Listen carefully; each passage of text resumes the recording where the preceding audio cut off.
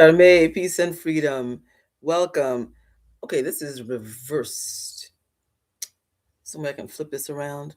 I'm so used to dealing with Restream, where you're able to set it up the way that you need to so it reflects what you're really looking at. But this is reversed. But right now, I guess I'm going to have to deal with it.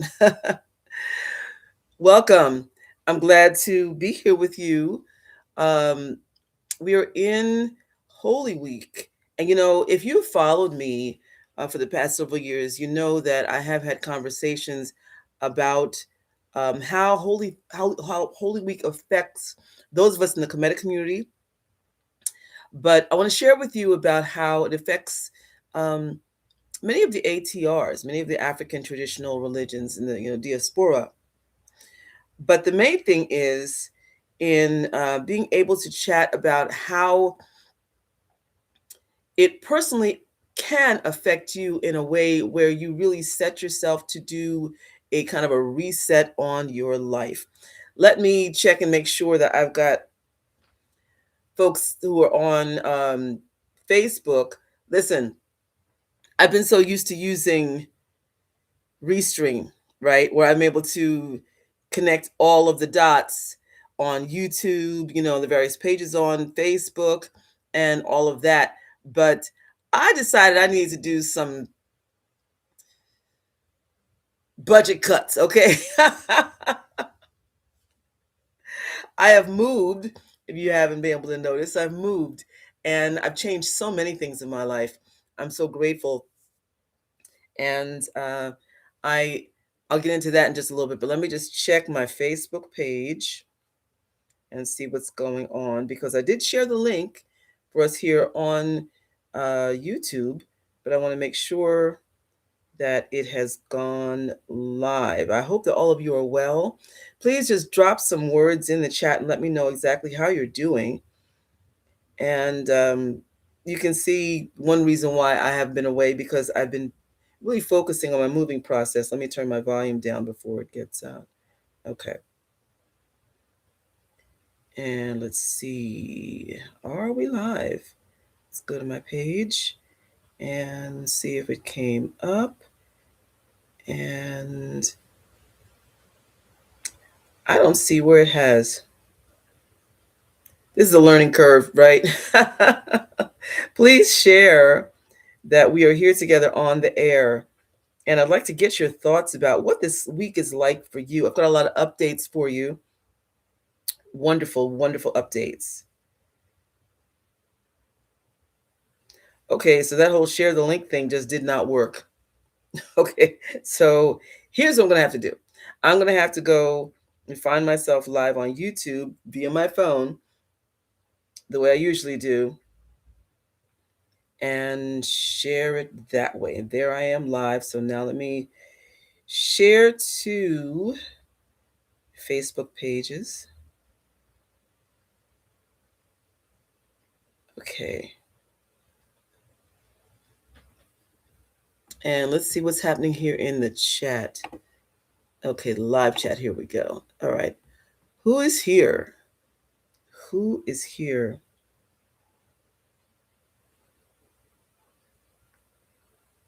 Okay.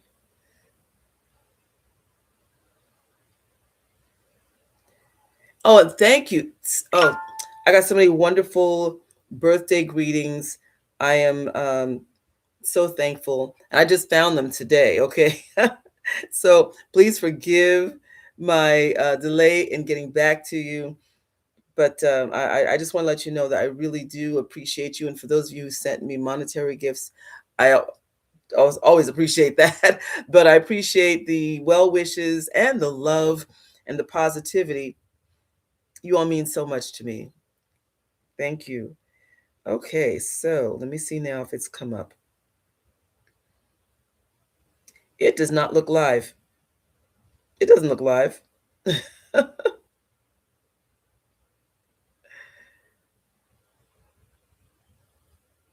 That's so interesting. Well, I'll find out more next time. I may go back to Restream. I don't know. To see if it's worth it monetarily. I just didn't find it as worth it as I thought it would be. Because I listen, I've worked with Restream for a while, and so sometimes it's time to try something new. Nexodus, how are you? Yeah, I haven't been on in a while. Yeah. So anyway, I've moved to a new city. I have changed everything. Okay. Actually, I'm in a town. I'm in a suburb that is considered a suburb of Newark. Oh, okay. Let's see. Kanumre say you can't comment because you're on the phone. Oh, okay. Tuau. Thank you. And thank you for your birthday gift and always for all of your support, Kanumre. Give thanks. Okay, so where was I? Yeah, so I've changed everything. I'm in a town now, and I flow better in towns. Like I can make it wherever I live, but as far as energetically where you're supposed to be, where you thrive, where you flourish, I flourish better in towns. And certainly as from a ministerial standpoint, and we'll talk about that. From a ministerial standpoint, I have to say that a lot was done while I lived in Newark, a whole lot. And so to be in service and of service as a minister, and especially in our Shenu African Living Waters Ministries, it's about service, becoming a Nanga or an African healer and minister. It's about the work. It's not about the titles. The titles indicate what is expected of you. And you should live up to the titles. In Shenu, we are all about the community and humbling yourself so that you will be effective wherever you are, but especially knowing the gifts that you have to give. And especially, let me tell you, if you are entering this, then you need to have receipts and you'll be creating more receipts, okay? Because it's not about you, it's about the work. It's about the work, ministry, priesthood, even the Queen Mother title. It's work. It's not about setting up your putting out your shingle and monetizing yourself from the title. No, no. Um, Introspection is an important factor when dealing with spirituality in general, right? But all right, let's get into talking about this week and how this is a time of further introspection. Now, I know that we are always, always, always talking about cleansing, pushing the reset button, realigning yourself. And there's a reason for that. We are living in a jacked up society, okay? And we're dealing with other humans. Not everybody's on the same page. Other times you get pulled off of your goals, where you're supposed to be, and you need to get yourself realigned, right? So by getting yourself centered, then you're able to be again where you're supposed to be, but also it helps to heighten your ability to connect with the Most High, with the ancestors, especially with your high ancestors, yes, and um, with all of your spiritual crew, you see. So we have so many distractions in society today, so many. And how often do you feel that you're not really where you're supposed to be? How often are you just running, running, running and not really taking the time to slow down and to listen? In our Shanu practice, we encourage daily meditation and yoga. That doesn't mean you've got to be all upside the wall or upside down or twisted up like a pretzel. I'm always teaching chair yoga, and there are things that you can do that don't necessarily require a whole lot of strenuous activity, but just even gentle stretching every day to wake your body up. And this helps to realign not only your energy, but also the flow of your bodily systems. And that also helps with your overall health and realignment so that you can live the best life that you can live. So you can be the best person that you can be. Let me just take a moment and acknowledge folks here. Oh, Sister Candy, how are you? Hip surgery. Oh, wow. Oh, my. Did you have a replacement? I know some folks who've had like knee replacements and hip replacements, and I pray that your surgery went well. And Zadin Zaliri, 55. Hello, I am Mississippian. Oh, wow. How's the weather in Mississippi right now? I'm really curious. We've got all this back and forth going on, and so that's actually helping a lot of people to be more focused on taking care of themselves because of the fact that the weather is pretty sketchy right now. I'm going to tell you another reason that you haven't seen me is because I've been sick. For those of you who follow me on Facebook, then I've had bronchitis and also diagnosed with chronic cough and also viral laryngitis. I never heard of viral laryngitis before. Never. Okay. Didn't know there was such a thing until I lost my voice and ended up in the emergency room because I was pretty jacked up. And so the doctor diagnosed me and said, you have viral laryngitis. You can't talk. You need to just take at least a week and not talk so that your vocal cords can heal because it was pretty bad.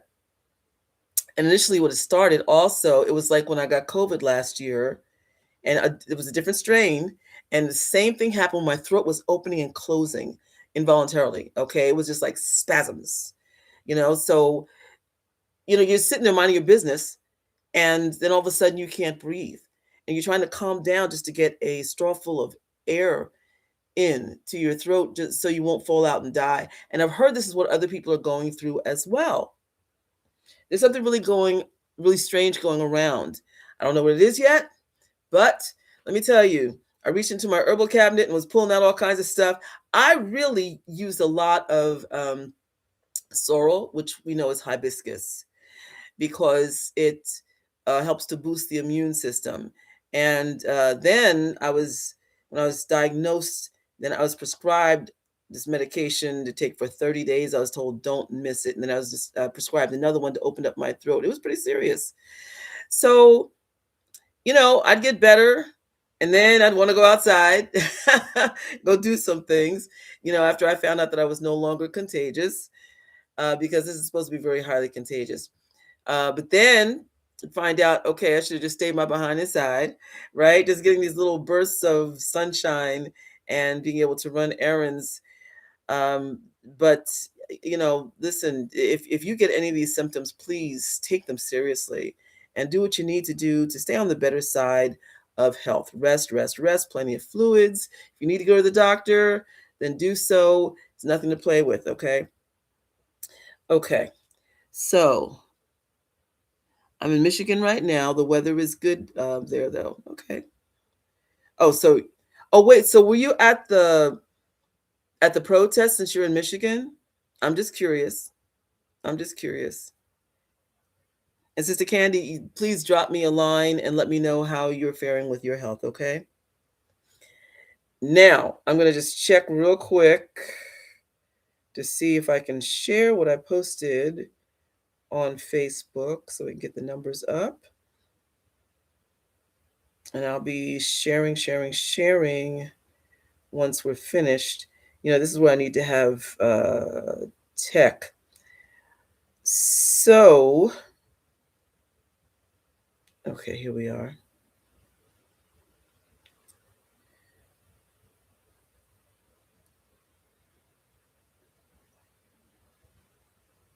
Yeah, this is not live. It's not live at all. Let me hop over here real quick.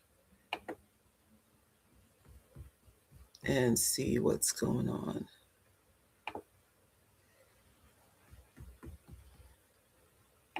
Let me just continue sharing with you about my move before I get into the topic. Yeah, so I left Newark. It was time. Actually, I've been trying to move for a couple of years, and was very blessed that this apartment became available to me.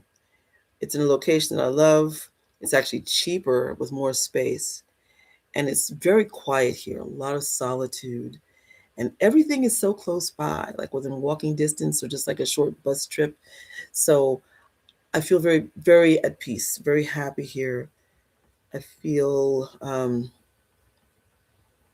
just grateful. I got a not only a new apartment in a new town, but I also left behind my old gym, got a new gym. My bank, I changed banks. I mean, just as much as I possibly could change, that's what I did. Okay, I'm still trying to see. Okay, so let me just share. Let's do it this way.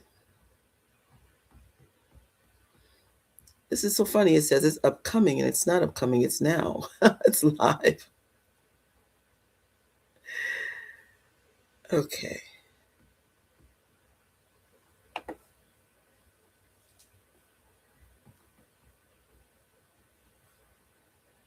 Ah,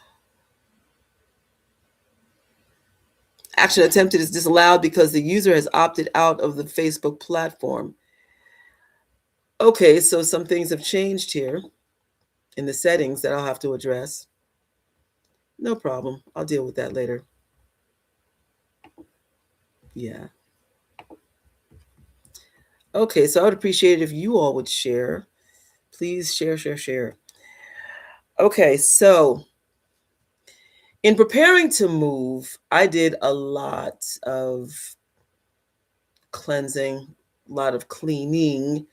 I clean all the time anyway, it's part and parcel of being in an ATR, but then also being raised in a Southern household.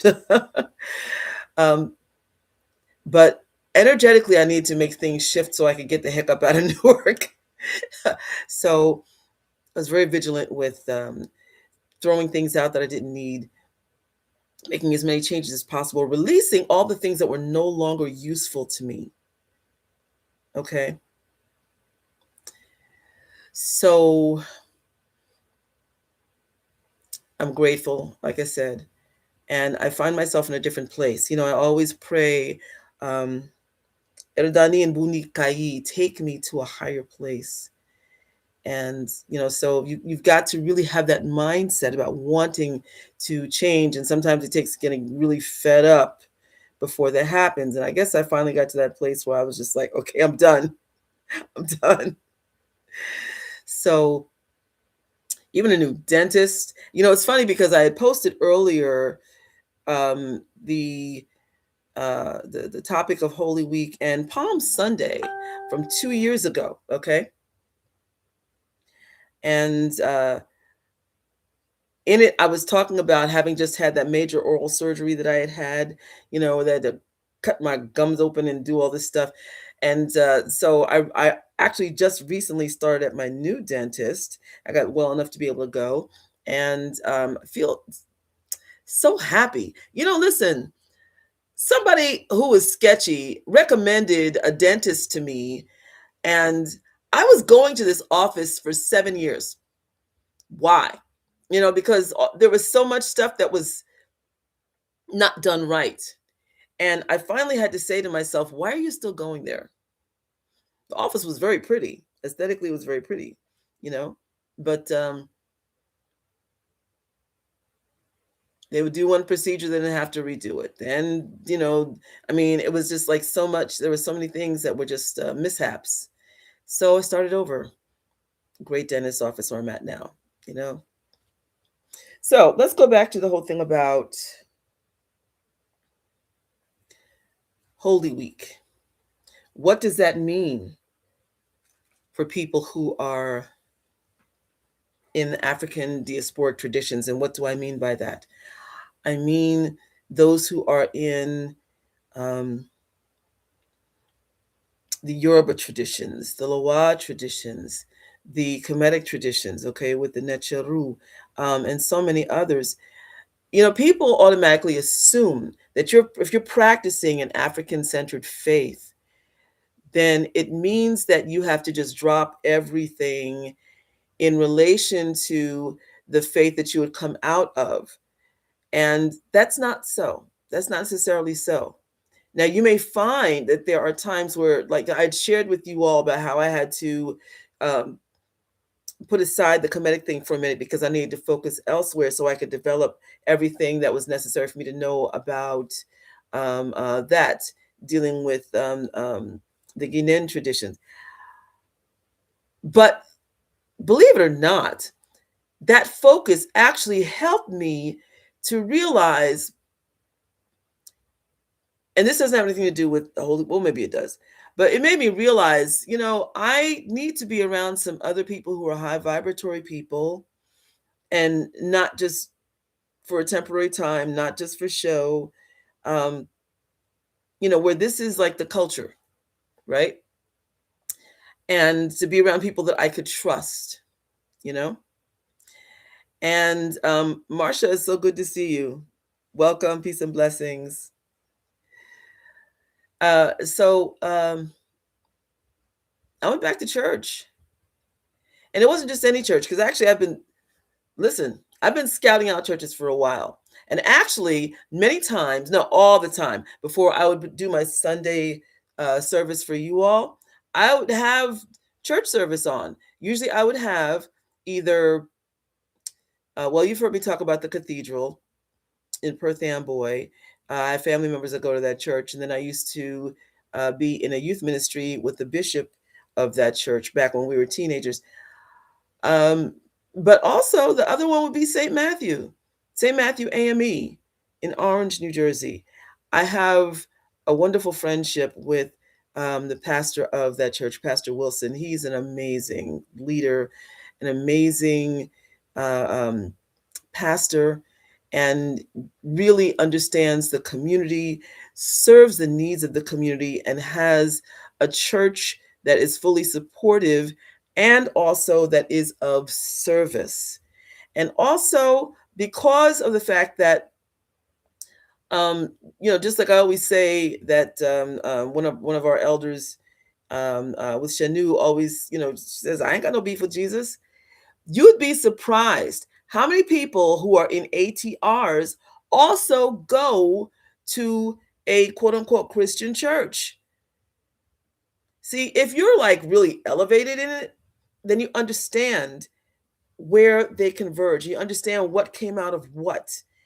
And, if you have people who are on the same wavelength with you because you share the same values, then it makes sense. I had a long conversation with a very highly respected elder and scholar in the ATR traditions, and she has no shame about that. I've met many people through the years who have no shame about that, and it it's really it's a very skewed view to just make it seem as though there's something backwards about you if that's where you need to be, choose to be, if that's where you're supposed to be, or even if it's where you like to be, you know? I mean, who are we to cast judgment? And especially if you're in a really highly elevated place. Sister Candy, you got me on that? You understand? Yeah, Sister Candy says it makes total sense. And it does. So um, I think a lot of us have done a major disservice to ourselves by making it seem as though there's something wrong with you if you're in a Christian church. Listen, there are folks who practice, um, um, the Ghanaian tradition. They're either in Catholic church or they're in a Christian church alongside of their Vodou practice. Hmm. There are some branches of the Vodou practice where it's really highly elevated, where there is no animal sacrificing. Like, I don't do that. And I'm not judging for those who do, but I'm just saying for me, that's not my thing. Okay. Um, and it's just a whole other level, and where they also incorporate the Christian practices. We have to learn a lot more instead of going along with the stereotypical information that's out there. This is why it's important to study. This is why it's important to research and to do thorough research, and do not rely on AI or chat GPT, because there are a lot of erroneous answers that it comes up with. Do the research. There's so much information that you can look up with all these, not just articles, but even books that are free online. Go to the library. You can even listen. I have an account with my library where I'm able to take out books online and even listen to books, the audio books. But still, buying books, of course, where you can get a book in your hand and make notes and do the cross correlative study, so that you understand, just in the same way that I help people who are um, in the Baptist church or Catholic church or wherever, have a deeper understanding about the misperceptions that are out there about the ATRs, the African traditional religions, particularly about Kemet, because that it has been bashed. Ancient Egypt, it comes up and people don't always know. There are some ministers who do know and have to step very carefully in how they break it down to the people in their congregations, because there's still all the misperceptions about our ancient heritage being evil. And it's not saying that it was a perfect civilization during all those thousands of years of the Kemetic reign. Just like with any other situation where people are human, and there were times where some pretty dastardly things took place, but there were some pretty miraculous things that took place, and they're still in Kemet today. Excuse me.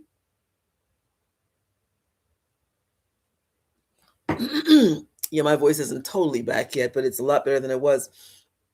Okay, so yeah, understanding and being willing to understand is the key. And that's one thing also about Shenu. Shenu is a full circle experience. And having things connect, boom, boom, boom, boom. Once you really allow yourself to be immersed in the learning and the compassion and the deeper understanding and the examination, Shenu is all of that. That's what it means. But there's something about when you get to a new level of understanding and you realize, oh, wow, I was really wrong. Or, wow, I didn't get it. I wasn't in a place to be able to get it yet. You grow, okay? And growth is really important, um, which brings me back to, oh, yes, one other thing I want to say. St. Matthew has been a friend to this ministry since 2020. Helping us by getting food provisions for the building that we had adopted over in Ironbound section, and also the neighborhoods surrounding. When people found out that I was showing up with food during the pandemic, then the word spread and the list got longer. And St. Matthew went out of their way to make sure to take us under their umbrella, and to make sure that there were provisions. And truly, I've talked about this before, I couldn't go to any of the colleagues that I had in the ATRs or temples that I knew of in the ATRs, because they weren't down with that. They weren't. So kudos to Pastor Wilson, because of the fact that he has been just such a good friend to Shenu. And because of that, and because of the level of respect that he has, and the fact that He's just so open to learning more and more about the African traditions. But let me just tell you something. If you go to an AME church, you'll see a lot of African tradition, not only on display, but also in the words that are shared. Yeah. Um, I mean, I know they say in Christian, in the Black Christian church, you'll see evidence of the ATRs anyway, but I mean, really, really, you'll see it in an AME church. AME is African Methodist Episcopal. And if you're not familiar with the history, then you should look that up. It's a very rich history. So I felt that it was time for me to pour back into this beautiful church that has poured into our ministry. But by the same token, I needed to feel someplace where I was safe, and also to be surrounded by the very loving energy that exudes there, and that has been consistently coming from there since our relationship is built from 2020. The consistency factor is everything, and so so that's the deal. Now, Holy Week. You know, we do Holy Week in the Kemetic tradition, but also in other ATRs. Now, you can go back to one of my previous videos that I did from either last year or 2 years ago, talking about Holy Week specifically. I spoke about or reposted the video from 2 years ago, like I said, regarding Palm Sunday and the Kemetic origins of Palm Sunday and the significance of the palm, and in relation to Seshat and the measurement of time, but also the palm fronds were waved in funeral processions, you know? So again, measuring time, time's up. And so the correlation is direct with the palm fronds being waved um, with the procession that Jesus had, or Yeshua, on the donkey. And, you know, basically it was leading to his crucifixion. We'll get to all of that later this week, as we usually do. So what happens? What happens for people who are practicing in other traditions? Well, you'll hear, and just to give a few more examples, like in Candomblé and Umbanda and Kimbanda, the traditions that come out of Brazil and are very well known throughout the world, but are most related to the people of Brazil. You'll find that folks may cover their altars, right? And their statues, because just like in so many of the African traditional religions, the introduction of the saints, or the enforcement of the saints, as opposed to allowing um, people to honor the names of the various forces of nature they're familiar with. These saints were foisted upon people. So, in honor of these saints, but not really the saints, although some do honor the saints, but in honor of the African entities that were associated with the saints, they show respect, and also don't do any working with the altars, the statuary. Okay, it's pretty much like a week of rest. Not saying that you shouldn't pray, because it is a very rich time. Generally, during the last week of Lent, you'll see a lot of ritualizing throughout the world because of the buildup of energy, the anticipation of Holy Week and Easter Sunday. But in the ATRs, it's very common to cover. Some cover mirrors as well. And for Shanu, we have water on our altars. We have ablution altars also. When you come in the house, you should have an ablution altar by your door, so that way you can not only take off your shoes and leave that dirt behind you from the outside, but then also anoint yourself with holy water. So um, usually advised to cover up the holy water, or either to empty it, or you can have the choice of keeping the holy water there, just making sure it's refreshed and making sure that it's protected and prayed over, because the fact that water, it absorbs energy.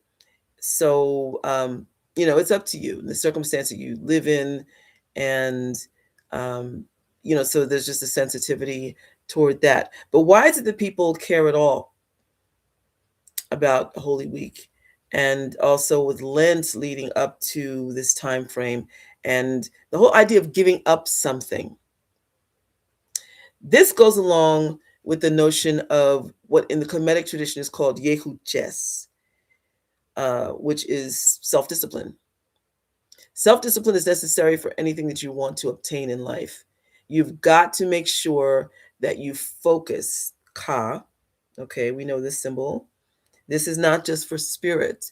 This is also a symbol that means focused energy, keeping the energy contained, pulled in, not squandered, not just loosey-goosey out there anywhere. Focus. And in order to be able to achieve, you need to be able to keep energy funneled in, so that it goes into the direction you want it to go in. Uh, so, and making sure that you understand that this is not a world about just doing what you want. And in order to achieve, that means that there should be some level of sacrifice. We're always talking about putting in the work, spiritually as well as on the mundane level. Put in the work. So you give up something that is meaningful to you, okay? Not saying like, oh, I'm just going to give up liver, but you never eat liver, okay? You understand? Um, it's something that is going to really tailor your soul and your spirit. And then once you do that, at the end of it, you find that you come to another level. Just like there was a sister at church today who was talking about how she'd ended her Lenten fast yesterday, and she was coming off of it with salad. Okay, there was food after church, and she chose just to eat salad, and that showed that she was still in that place of discipline, as opposed to just jumping in headlong and just filling herself up with a whole lot of food. No, she was still in a place of mindfulness and sensitivity about what her body has been through, but also knowing that there was significance that went along with why she made the decision to give up whatever she gave up. Okay. Sacrifice on a personal level in order to move forward. This week is about stillness, but it is also about looking at yourself and honoring what works, but also what's not working. What you need to do to personally change yourself. People get involved in the ATRs a lot of times because they're caught up in the mysticism. It's beyond that. You'll find that things flow for you in a mystical sense if you are aligned, way and way, one with the one. We've gotten so accustomed to living in a society where basically society says, you can have whatever you want. You can do whatever you want. Okay, but is it what you should be doing? That's the question. So here's the other thing. Now, in our tradition over the years, we do our 42-day cleanse. And it's not just the cleanse. It used to be always about wearing sacred whites, what we call seshbet in the tradition. And that's a sacrifice because you're giving up all the real cool summer clothes that you have planned with all the colors and all of that. Although by the time the 42 days are over, you still have enough summer left to be able to enjoy those clothes. But it is more focused eating, and it is more focus in your your behavior, because you're signaling to the world that you are going through some kind of a transformation because of wearing sacred white. We're going to be employing that again this year. I also want to say, in the ATRs, it's very common to go through initiation because that's just the door opening. In order to really let the energy settle in for what you've experienced with initiation, generally doing a 40 to 42-day period of solitude and also wearing white. Not saying you don't go to work, but if you come back from work, you're in the house. All right, you make sure you're in the house before 6 o'clock, and you're wearing whites the whole time. You wear white to work, you wear white to bed. You take your shower at night, and in the morning, and you wrap up in a white towel, white undergarments, white socks, white everything, white shoes. That's a lot of work. It's a lot of work. And if you're in the ATRs, you find that you have a large selection of white clothing because most of our ceremonies are done in white clothes. But you have what are called your working whites. Those are the white clothes that you will get dirty because you're preparing, ceremony, and you may spill oil on yourself, or, while you're cleaning the temple or whatever the sacred space is. Those are the clothes that are the rough and ready. Okay. Then you have your sacred ceremonial garb. Those are the more elaborate pieces. Um, um, and the high ceremonial garb, as we call it. And then you have your in between also, your stuff that you wear to the store, or doing other mundane things. And they're different from the working whites because the working whites you expect to get dirty. The mundane clothes, are going to get the normal wear and tear dirty. But do you know how much mindfulness it takes to not get your clothes dirty? There's a certain mindfulness and practice that you take on in order to avoid having things get dirty. And that helps with tailoring your spirit as well, believe it or not.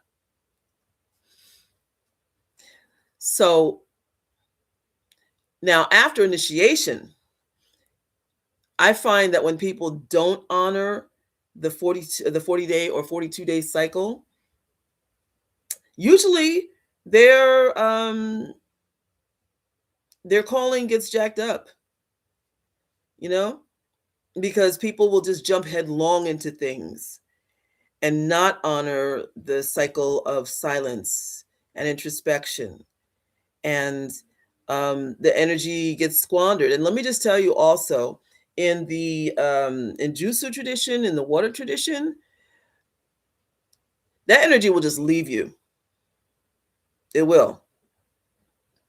The water guardians don't play. They're not gonna. Well, here's the thing. First, they will let you see where you're messing up because water enhances your life. So if you're in a really jacked up place, that's what's going to be reflected. If you have a problem with your ego, that's going to be on parade for everybody to see. Okay. If you are in a place of pomposity and you refuse to be in a place of service, if you are still cussing like a sailor, well, actually, see, that's stuff that should have been all handled before you even came to initiation, because you go through a period of preparation for that. But if you find that you're doing all the things that would have somebody look at you and not even see that you've gone through initiation because you're acting just like everybody else. That's a problem. That's a problem.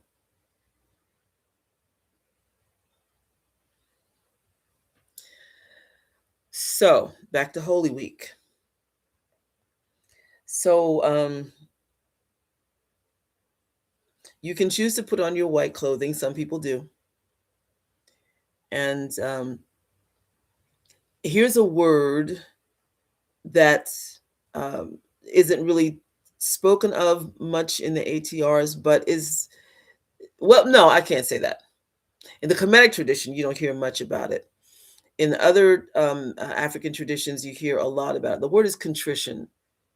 And Shafit, the word contrition does exist in the Kemetic language. To be sorry for something that you've done, to be accountable. We always, uh, accountability is the beginning of healing for yourself. When you have really, really messed up and you're refusing to acknowledge it, then it's only going to make things worse. But when you get to a place where you realize, you know what, wow, I was really out of pocket and I've been out of pocket and I need to change. And you need to understand and feel why, okay? Wow, my behaving this way had this effect on the situation or on this person, or I hurt this person's feelings and I didn't care because I just came out of my face, or I just completely disregarded X, Y, and Z, or I was selfish, I was just self-absorbed. See, that's the thing that can happen when you come out of initiation also. And life is initiation. I always say that. But when you go through different aspects of your life and there are learning experiences and you choose not to get the lesson, it just makes it harder for you to get that lesson. And if you get to the place where you harden your heart against the lesson, then it basically turns you into a rather undesirable person to be around. You can get away with schmoozing, you can get away with, putting on charm for a little while, but after a minute, then people figure out, oh, this ain't who you are. Okay. Oh, this is a show. You know, People may just show up to see the show. And then after a while, they get tired of it, and basically some people just show up to see you mess up, you know? That's one good thing about being online. I can say that, there are a lot of good things about being online, but one good thing is in the absence of community, because see, that's another thing. In a church setting or a temple setting, you're around people who can hold you accountable for your behavior because you're around each other all the time. We have a situation now where we have folks spread out all over the place and we just see each other online, okay, maybe in Zoom, and you're calling yourself part of this sacred organization, but then who really sees you all the time? Who sees you? Now, listen, my name is out there, so I'm aware of the fact that anybody can see me anywhere on the bus, on the train, and on, walking down the street, whatever, in a store, in the gym. And I better be who I say I am. I'm not saying I'm perfect. There are times, where I have to stop and say to myself, check yourself before you wreck yourself. Okay. But it's not that way with everybody, right? You claim to be something, you claim to believe something, you claim to be walking this path, but then who's there to hold you accountable? That's a major problem that we have today. So if you find that you're in that position and you really want to get yourself together, this week would be a great time to do that. Okay? In your meditation, if you don't meditate, then just sit and think, you know? Sit in silence so you can really listen to yourself and listen to the divine. Anne Marie, welcome. Yeah, so Because, the problems that we're having in the world right now are consistent with the problems that you have with people who choose not to be accountable. And it's getting worse.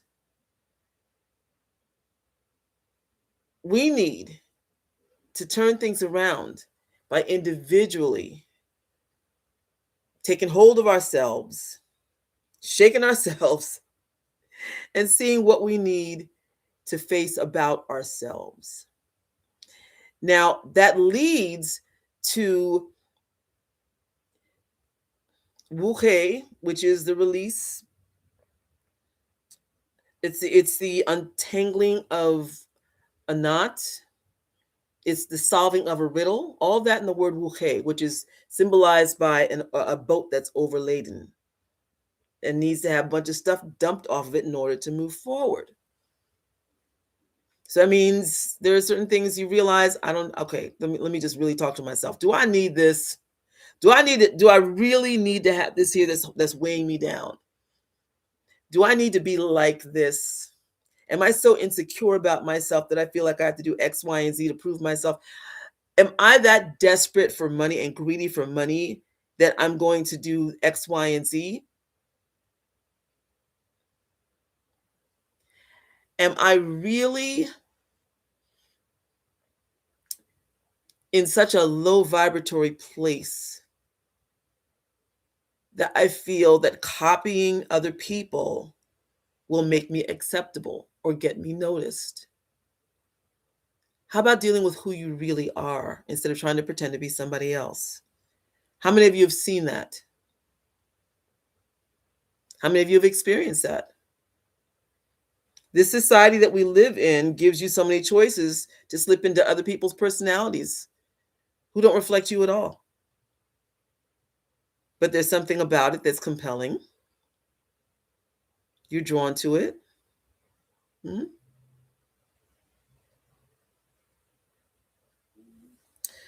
So, dealing with the self and why. And it's a crossroads situation.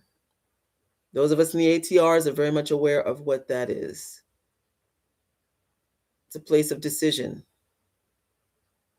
It's a place of deciding to go forward. Which direction you're going to go in? You go forward, you go backward, you can decide which way you're supposed to go. And what will it cost you? What death do you have to experience in the releasing process? I talked about how in Kemet, the mourners would carry the palm fronds and wave the palm fronds. This is also for you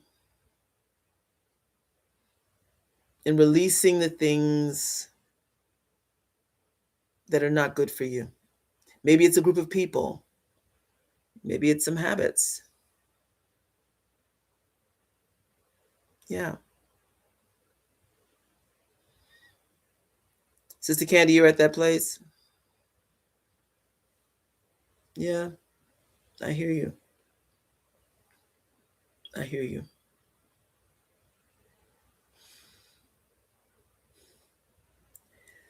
So getting fed up. Yeah.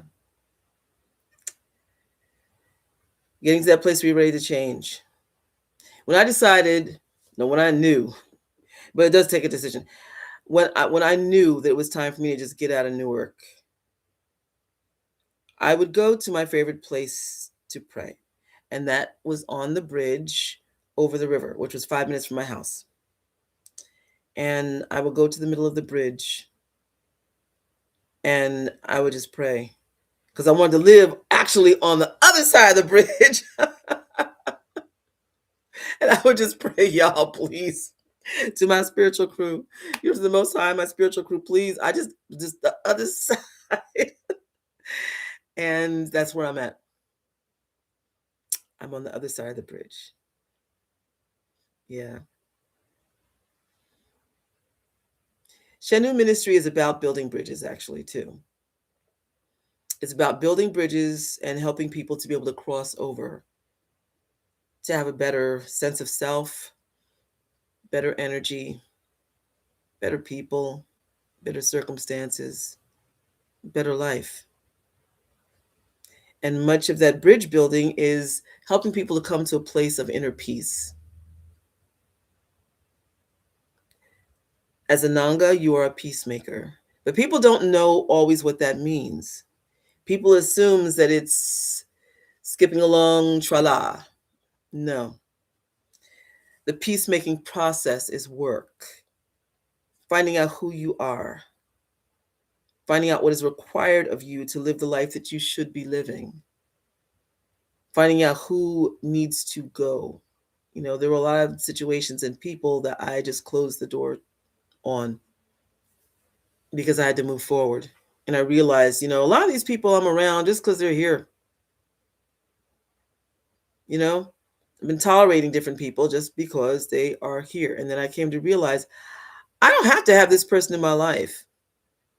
This is something I've done over and over again, but there was just some finality about it this time because I've become accustomed to putting up with people, you know, friendships, marriages, jobs, work environments. I just put up with stuff.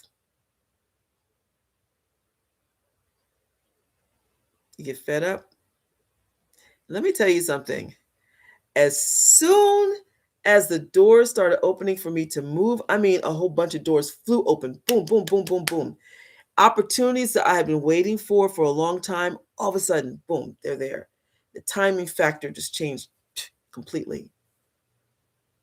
Yeah, because I said death to the old and I welcome the new. That's actually, those are two poses in the 14 Kau of Re, Ika, or Kemetic yoga that we do. And that's where it is grabbing the hair. Well, it's the back of the head, but the symbol is of um, um, a cluster of hair, because one of the rituals that people used to do when they were in grief in Kemet was to just grab the hair and pull it out. That sounds really extreme. Or they did something called the wagging of the head, where they would just throw their head forward and throw the hair forward and just wag the head and just shaking and crying and in pain. And it was honored because it was a release process. But see, the other side of that, okay, after we say, I release. I release. Actually, it's this. And then it's the other side. No, Nini Wuhem. I welcome the new. I welcome the new. I release the old. I welcome the new. And the next pose is Seped, which is the elongated pyramid, standing, piercing the heavens to receive your blessings, and saying, I'm ready. I'm ready to receive. Yeah, then it's stabilizing the energy. Right. But that can't happen until you decide to let go. Mm-hmm.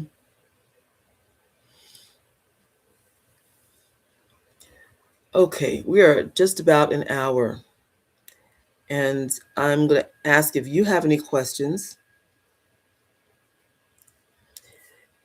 See, it's something because I love technology. I'm really into technology, but I see every system, it's always there's something changing. And, so I'm trying to decide now, I'm going to stick with YouTube or I don't know. Let me see um, um, what the things are that I need to shift around so that it'll post to Facebook. But anyway, any questions?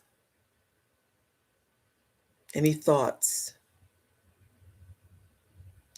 And also, I'm seeing that the coloring here is more washed out. So I have to see what that is because I have a lot of bright lights on.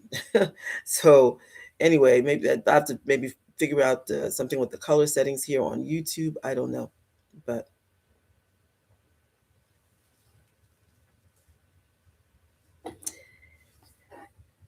so I'm going to be sharing more during the week also about the initiation process.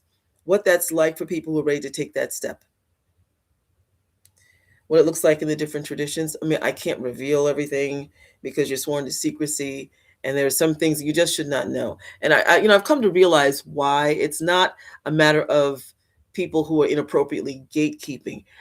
Here's another problem. There are people who are out there who will find out and then turn around and try to replicate it. There are people who pretend to be priests or priestesses. And just like one time, this woman who had been pretending to different people that she was initiated and that she was a priestess. And I didn't know until later, she was an elder too. I didn't know until later that that wasn't true.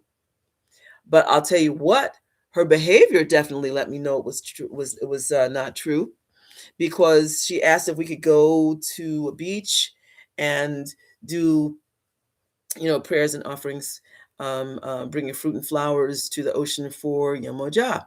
So I said, well, in our tradition, it's Hatmeit, and then also it's in my other tradition, it's La Seren. But absolutely. But and still do for Yemoja too, because this is what I learned from my Atefna chair, my godfather, Grandmaster Cam, who was a Kemetic high priest and also a priest of Obatala in the Shango Baptist tradition. So he taught us how to do, how to honor Yemoja.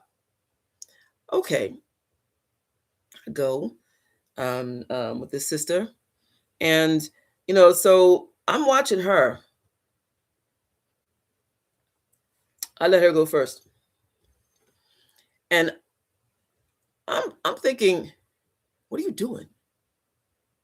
I mean, this is not even remotely anything like. And I know different places do different things, but there are general things that we all do.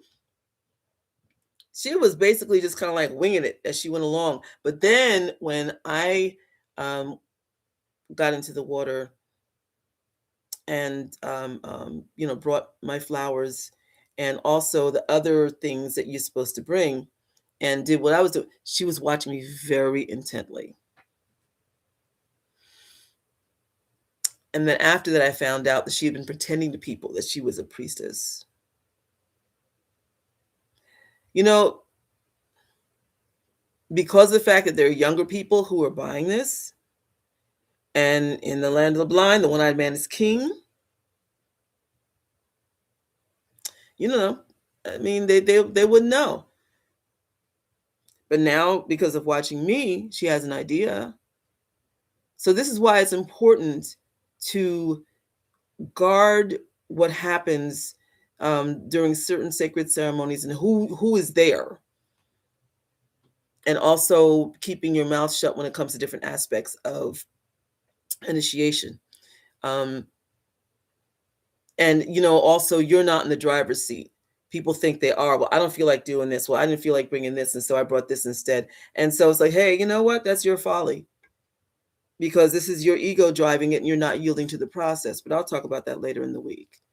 That's a blessing that you're missing out on, and some energy that you're missing out on, and some appropriate protocols that you're missing out on, because of the fact that you're deciding what you want to do and what you don't want to do.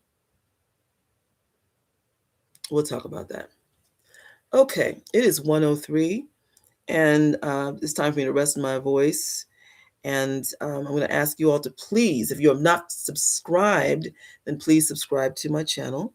Also, please hit like, and please share, so that folks are, the appropriate folks in your life are aware of the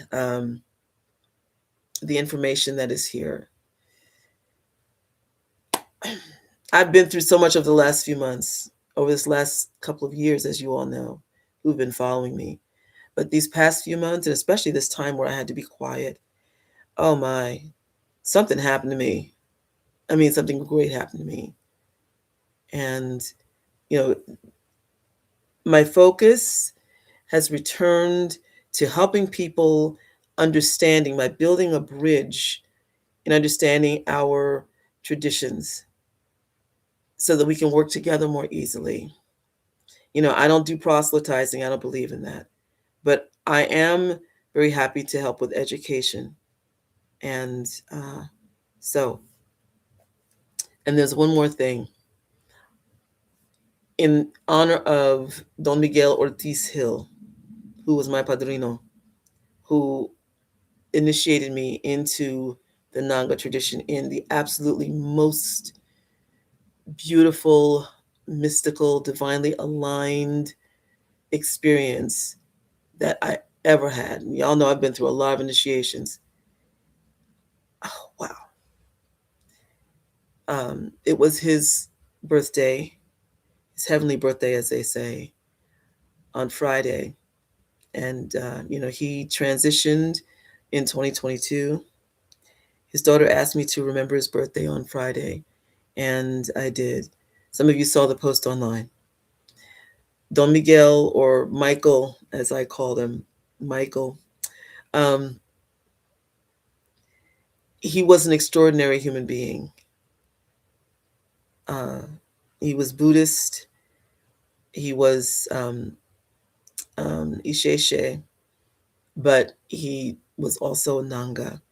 And he went out of his way to bring Baba Mandaza Kandemwa from South Africa, Zimbabwe, where he had been initiated, over here to the United States to reunite Black and Brown people with our Bantu traditions. It's a wonderful way of initiating, truly, opening the door to what was taken from us, to realigning with what was taken from us, with finding peace within ourselves, to having so many questions answered, because it's a journey that you just, wow. It's a continuous purification journey, and a continuous journey to levels of understanding the self in the ways that you would never imagine. It's a sincere mission.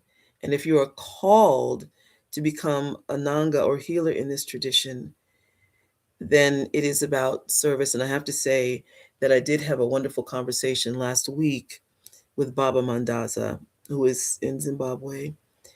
And he let me know about how we are advancing the tradition forward, what to do, what to look forward to, what to yield to, and to welcome this new part of the Shanu journey, and also from a personal standpoint, this new part of my journey. Life is miraculous. And, he let me know, listen, for the folks who are ready to flow forward, then bring them. But for the other folks, you got to leave them behind. That's the way that it is right now, because right now the world is in so much pain. People are in so much pain. The planet is in so much pain, the elements. But we want to work for elevation, for healing ourselves, because it begins with self. For healing our families, for healing our communities, our towns, our cities, our world. But in order to do that, you have to come from a place of humbleness and gratitude and willingness to yield to the divine, because we are here to serve. Much love to you all. As my throat is saying, okay, time's up. Thank you all for being here. Thank you for sharing. And until tomorrow, Maria, much love. Heri, be at peace.